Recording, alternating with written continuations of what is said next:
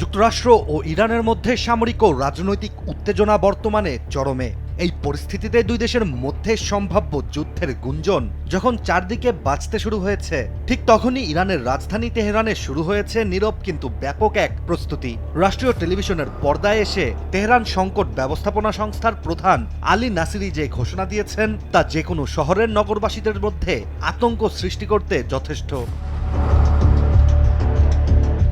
TRT সংবাদ মাধ্যমের একটি প্রতিবেদন থেকে জানা যায়, ৩১ জানুয়ারি তেহরানের সংকট ব্যবস্থাপনা সংস্থার প্রধান আলী নাসিরি জানিয়েছেন, যুদ্ধ বা বড় ধরনের হামলার আশঙ্কায় তেহরান সিটি কর্পোরেশনের প্যাসিভ ডিফেন্স কমিটি রাজধানী জুড়ে বিদ্যমান আশ্রয়কেন্দ্রগুলোর একটি পূর্ণাঙ্গ জরিপ চালিয়েছে।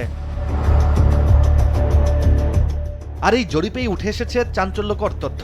শহরের বিভিন্ন স্কুলে থাকা প্রায় ৫১৮টি পুরনো আশ্রয়কেন্দ্র শনাক্ত করা হলেও এর মধ্যে প্রায় ২০% এমন অবস্থায় আছে যেগুলো সংস্কার করে ব্যবহারযোগ্য করা সম্ভব।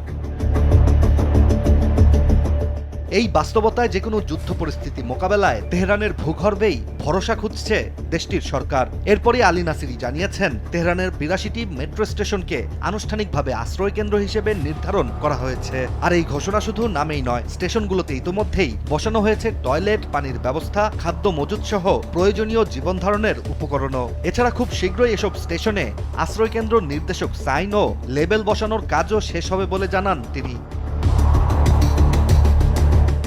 গোলসেন্স গ্রুপ আমার স্বপ্ন পূরণ করেছে, 5 তারকা হোটেলের অংশীদার আমি।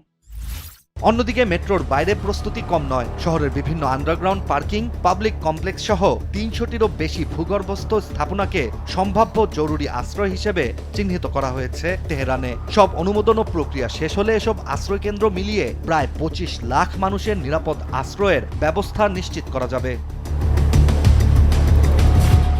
কিন্তু প্রশ্ন হচ্ছে, এই ব্যবস্থা কি যথেষ্ট?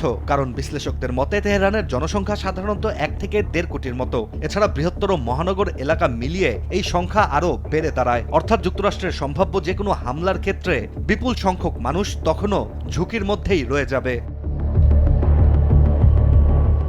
এছাড়া এই প্রস্তুতির পেছনে আছে সাম্প্রতিক এক ভয়ঙ্কর অভিজ্ঞতাও। ২০২৫ সালের জুনে ইরান ও ইসরায়েলের মধ্যে ইতিহাসে প্রথমবার সরাসরি সামরিক সংঘর্ষের সময় তেহরানের বিভিন্ন এলাকার মানুষ আশ্রয় নিতে ছুটে গিয়েছিল কাছের মেট্রো স্টেশনগুলোতে। মাত্র ১২ দিনের সেই যুদ্ধে তেহরানবাসী প্রথমবারের মতো যুদ্ধের বাস্তবতা খুব কাছ থেকে দেখেছে।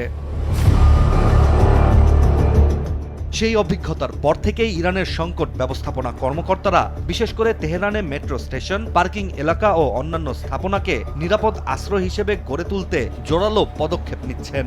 আর এখন নতুন করে আতঙ্ক বাড়িয়েছে যুক্তরাষ্ট্রের সর্বশেষ বার্তা। সব মিলিয়ে তেহরান এখন এক অদ্ভুত বাস্তবতার সামনে দাঁড়িয়ে। একদিকে উপরের আকাশে অনিশ্চয়তা, অন্যদিকে নিচে মাটির তলায় আশ্রয়ের প্রস্তুতি। তবে যুদ্ধ হবে কিনা সেই প্রশ্নের উত্তর কেউ হয়তো জানে না, কিন্তু তেহরান এবার আর ঝুঁকি নিতে রাজি নয়। خبیث و آموزش دیده ইশতিয়াক হোসেন, দেশ টিভি।